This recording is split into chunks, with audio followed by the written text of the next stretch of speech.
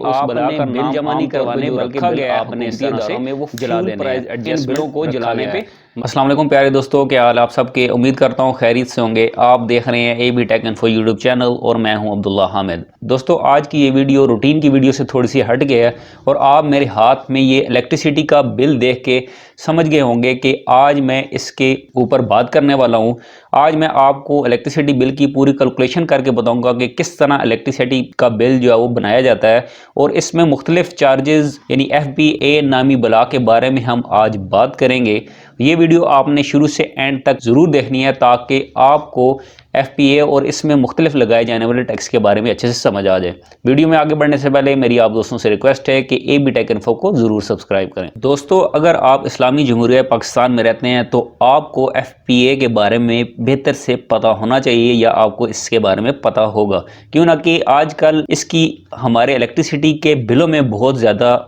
धूम है। वो इस वजह से कि हमारे इलेक्ट्रिसिटी का बिल कम है लेकिन हमारे ऊपर FPA नामी बला जो मुसल्लत की गई है उसके चार्जेस हमारे बिल में काफ़ी ज़्यादा हैं। तो अगर दोनों को ऐड किया जाए तो हमारी जो इलेक्ट्रिसिटी का बिल है वो कम होता है जो हमने इस्तेमाल की है, लेकिन उस पर जो फ्यूल प्राइस एडजस्टमेंट है वो इंतहाई ज़्यादा होती है। अगर आप FPA नामी इस बला का नाम नहीं जानते तो इसका मतलब है या तो आप बिल जमा नहीं करवा रहे या आपकी जेब में पैसे बहुत ज़्यादा मौजूद हैं और आप इस चीज के बारे में बिल्कुल जानना नहीं चाहते, या फिर आपने बिजली के खंभों के साथ कुंडी डाली हुई है। तो वीडियो में आगे बढ़ते हैं। दोस्तों आज की इस वीडियो में मैं आप दोस्तों को बताऊंगा कि हमारे बिलों में FPA क्यों लगाया जाता है। आज की ये वीडियो बनाने का मकसद किसी गवर्नमेंट के इदारे या गवर्नमेंट पे तनकीद करना नहीं है, जस्ट इसका मकसद उनकी इस्लाह है। मेरी इस वीडियो का मकसद ये है कि जो हमारे पॉलिसी मेकर है या हमारा जो थिंक टैंक है वो हमारी आवाम पे इतना बोझ ना डालें कि हमारी आवाम उस बोझ को उठाने के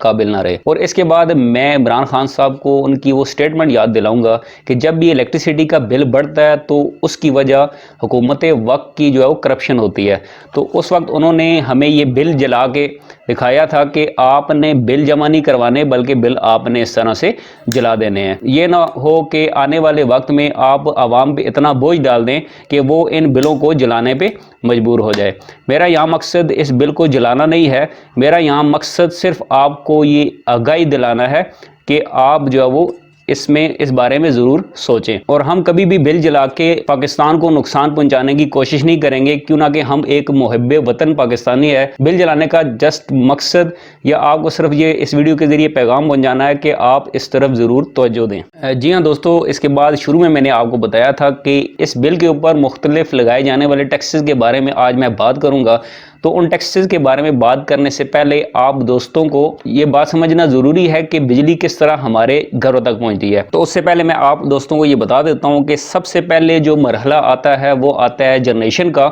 सबसे पहले बिजली को बनाया जाता है। तो बिजली को बनाने के लिए मुख्तलिफ ज़राए का इस्तेमाल किया जाता है, जिसमें जो सबसे मशहूर या जो सबसे बेहतरीन ज़रिया है वो हाइडल पावर प्लांट का है, जिसमें बिजली इंतहाई सस्ती बनती है। इसके अलावा और भी मुख्तलिफ ज़राए हैं जिसमें थर्मल है, सोलर है, विंड है और इस तरह के दूसरे ज़राए हैं जिससे बिजली को जो है वो बनाया जाता है। और उसके बाद बिजली बनाने के बाद उस बिजली को ट्रांसमिट किया जाता है। ये बिजली हमेशा ऐसी जगहों पे बनाई जाती है जहां पे उस बिजली को बनाने के लिए फ्यूल उसके करीब इंतहाई वाफर मकदार में मौजूद हो। उस बिजली को उन इलाकों में बनाने के बाद उन्हें गुंजान आबाद इलाकों में बिजली को ट्रांसमिट किया जाता है। उन ट्रांसमिशन लाइनों की मदद से करीबी ग्रिड स्टेशन तक बिजली पहुंचाई जाती है और वो ग्रिड स्टेशन आगे डिस्ट्रीब्यूशन लाइन के ज़रिए मुख्तलिफ इलाकों में बिजली को डिस्ट्रीब्यूट करती हैं। उन डिस्ट्रीब्यूटर्स में मुख्तलिफ कंपनियां शामिल होती हैं, जिस तरह आपको पता होगा आइस्को, पेस्को, फेस्को और इसी तरह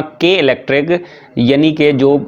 पूरे कराची में बिजली का निज़ाम देखती है। फिर उसके बाद आखिरी जो मरहला आ जाता है वो आ जाता है बिजली की यूटिलाइजेशन का, जो कि हम इंडस्ट्रियल सतह पे या अपने घरेलू सतह पे जो बिजली हम इस्तेमाल करते हैं। तो इसी तरह बिजली के जो है मुख्तलिफ टैरिफ, इंडस्ट्रियल सतह के लिए अलहदा टैरिफ जो होता है और इसी तरह हम जो घरों में बिजली यूज़ करते हैं उसके लिए अलहदा टैरिफ होता है। टैरिफ आमतौर पर बिजली का वो रेट होता है जो कि बिजली बनाने वाली कंपनी तय करती है कि इस रेट के हिसाब से आपसे बिजली का बिल लिया जाएगा। तो इसमें आपको मैं बताता चलूं कि जो हमारे यूनिट्स कैलकुलेट किए जाते हैं उस यूनिट के साथ टैरिफ को मल्टीप्लाई किया जाता है। अब यहाँ आप देख सकते हैं कि एक प्रीवियस रीडिंग हमारे बिलों में मौजूद होती है और एक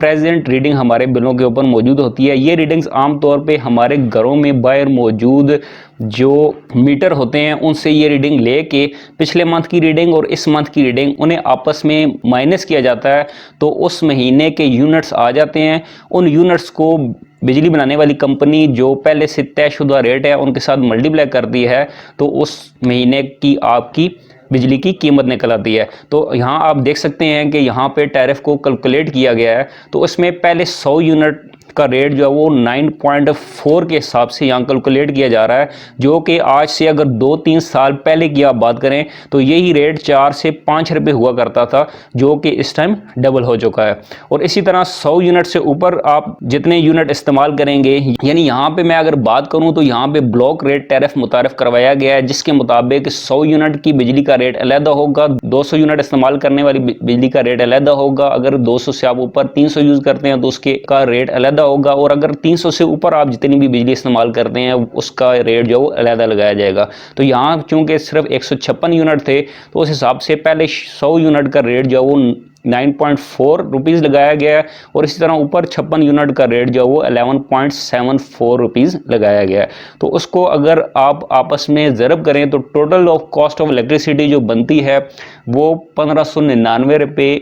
44 पैसे बनती है। और इसी तरह अगर आप इस पूरे स्लैब्स के अंदर देखें तो ये स्लैब 2 हिस्सों में तकसीम किया गया है, एक आइस्को चार्जेस हैं और एक गवर्नमेंट चार्जेस हैं। तो अभी जो मैंने आपको बताया है ये आइस्को के चार्जेस से, और उस पर जो गवर्नमेंट अपने चार्जेस लगा रही है वो भी चार्जेस आपको साथ साथ मैं बता देता हूँ। उसमें सबसे पहले आ जाता है ईडी यानी इलेक्ट्रिसिटी ड्यूटी, और ये चार्जेस आमतौर पर 1.5% के हिसाब से लिए जाते हैं, यानी कि जितनी बिजली आप इस्तेमाल कर रहे हैं उस बिजली का जो बिल है उसका 1.5% आपसे वसूल किया जाएगा। इसी तरह टेलीविजन फीस है जो कि 35 रुपये है और पहले दिन से इतनी हमसे ली जा रही है। इसी तरह जनरल सेल टैक्स आप देख सकते हैं मौजूद है, जो कि कॉस्ट ऑफ इलेक्ट्रिसिटी जो हमारे पास मौजूद है इसका तकरीबन पहले जो है वो 17% था, लेकिन अब ये भी बढ़ के 19 से 20% कर दिया गया है। और जो सबसे ज़रूरी चीज़ जिसके लिए ये वीडियो मैं बना रहा हूँ उस बला के बारे में हम जिक्र कर लेते हैं, और उस बला का नाम आमतौर पर जो रखा गया है हुकूमती इदारों में वो फ्यूल प्राइस एडजस्टमेंट रखा गया है। और फ्यूल प्राइस एडजस्टमेंट वो बला है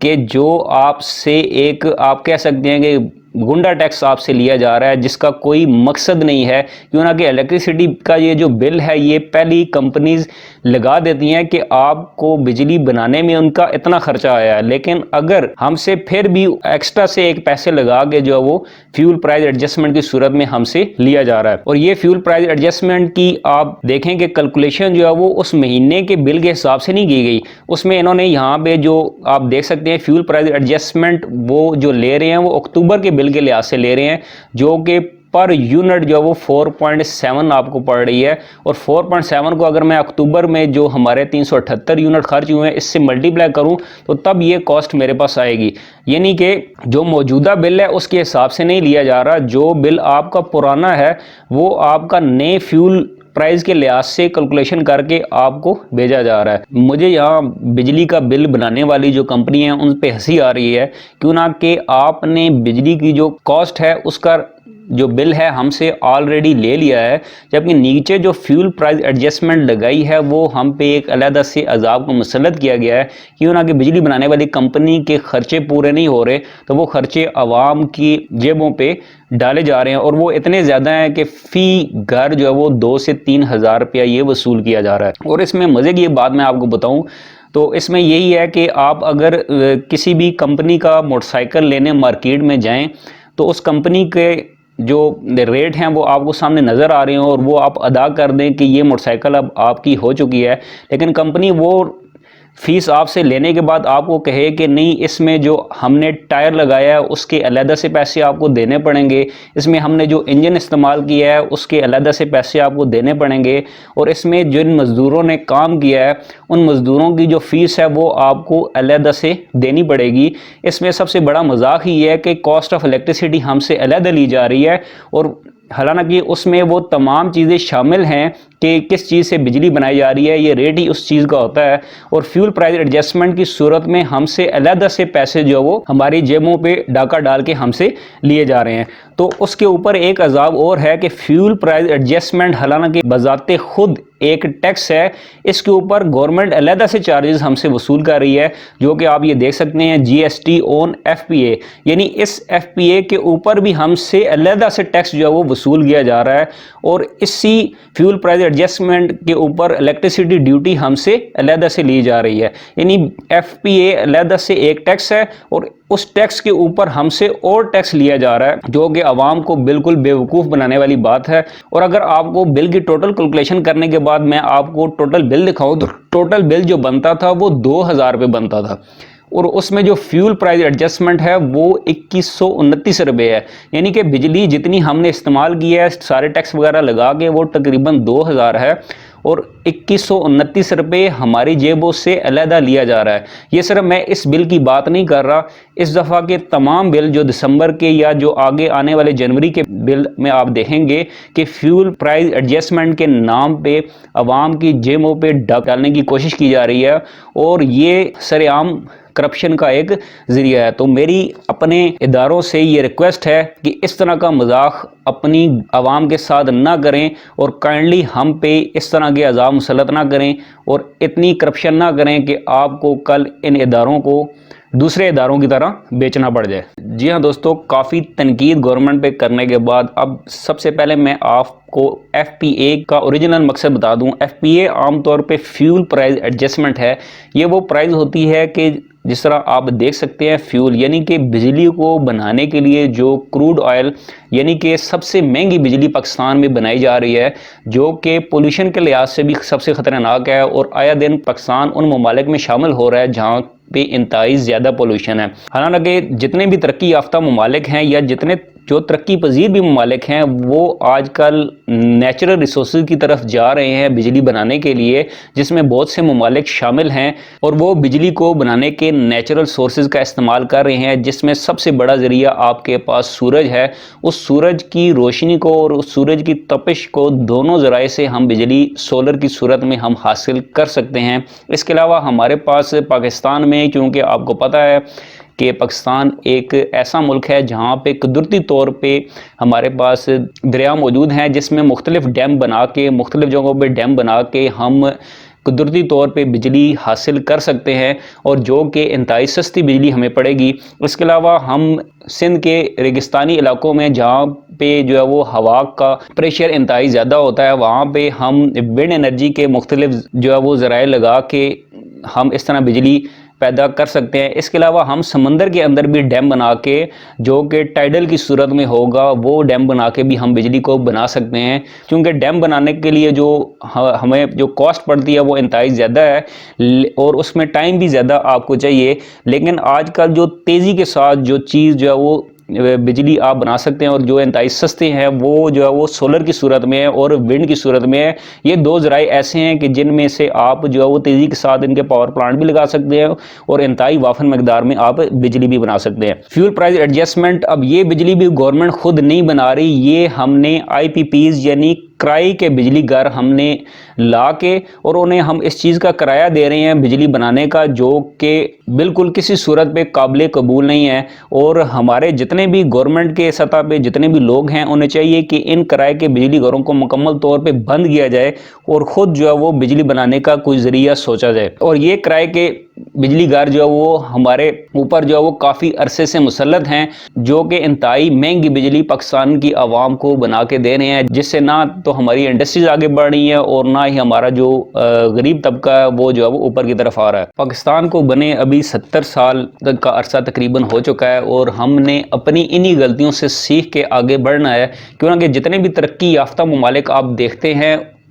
जो भी 1000 साल या इससे ऊपर जिनकी बने हुए हो चुके हैं, वो आप देख सकते हैं कि उन्होंने शुरू में इस तरह की बहुत सी गलतियां की होंगी, लेकिन उन गलतियों से उन्होंने सीखा भी होगा, और वो गलतियां सीख के आज जो वो इस मकाम पे पहुंचे हैं। जिस तरह हम मुख्तलिफ यूरोपियन कंट्रीज़ का नाम लेते हैं, जिसमें इंग्लैंड, फ्रांस, जर्मनी, इस तरह के ममालिक शामिल हैं, वो जो है वो इन गलतियों से सीख के ही आगे बढ़े हैं। तो मैं हुकूमत वक्त या आने वाली अपनी गवर्नमेंट से यही मुतालबा करूँगा कि गलतियाँ आपने बेशक की हैं, लेकिन अब इन गलतियों से सीखने का मरहला आ चुका है। क्यों ना कि अगर आप अभी भी इन चीज़ों से नहीं सीखेंगे और आगे नहीं बढ़ेंगे तो हमारे मुल्क को लातलाफ़ी नुकसान जो है वो पहुँच सकता है। इसलिए मेरी गवर्नमेंट से रिक्वेस्ट है कि आप इन चीज़ों पर बाकायदा गौर करें। और आखिर में मैं फिर वही बात कहूँगा, ये वीडियो बनाने का मकसद जस्ट हमारे इदारों की और गवर्नमेंट की सिर्फ इस्लाह है, ताकि वो इन चीज़ों पे गौर करें और आने वाले वक्तों में आवाम को कम अज़ कम इन चीज़ों के अंदर जो है वो रिलीफ फराम करें, ताकि हम बहैसियत कौम जो है वो आगे बढ़ सकें। वीडियो का इख्तिताम मैं इल्लामा इकबाल के इस खूबसूरत शेर से करूँगा कि मिल्लत के साथ राब्ता उस्तवार रख, पविस्ता राह शजर से उम्मीद बाहर रख। अब मैं आपसे इजाज़त चाहूँगा। खुदा हाफिज़।